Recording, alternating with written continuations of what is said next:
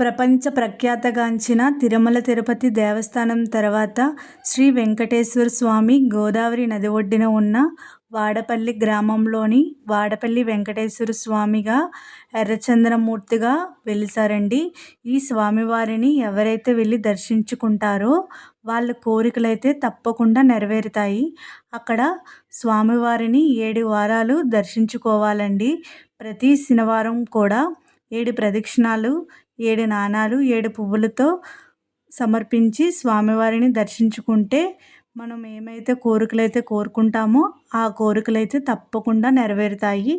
ఎంతోమంది భక్తులు వేరు వేరే ప్రదేశాల నుంచి, రాష్ట్రాల నుంచి కూడా లక్షల మంది భక్తిజనం అయితే స్వామివారిని దర్శించుకోవడానికి ప్రతి శనివారం అయితే ఈ వాడపల్లి అనే గ్రామానికి అయితే వస్తున్నారండి.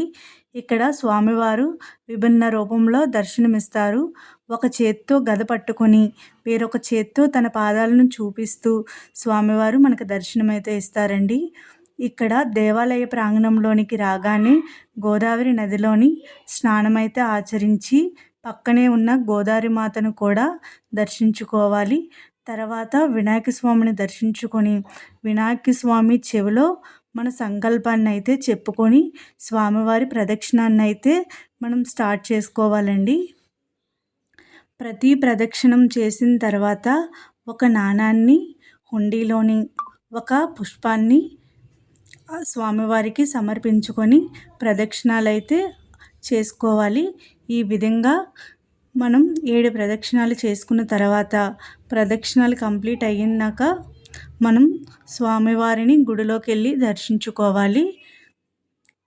గుడిలో దర్శించుకున్న తర్వాత అక్కడే స్వామివారి గుడిలోనే అండి వచ్చిన భక్తిజనాన్ని అందరికీ కూడా అన్న సంతర్పణ అయితే పెడుతున్నారండి. ఆ అన్నదానాన్ని కూడా స్వీకరించాలండి. ఇప్పుడు మనము ఇక్కడికి రావడానికి అయితే రాజమండ్రి నుంచి బస్సులు కూడా అవైలబుల్గా ఉన్నాయి. ఈ వీడియో కానీ నచ్చినట్టయితే లైక్ చేసి, షేర్ చేసి, సబ్స్క్రైబ్ అయితే చేయండి.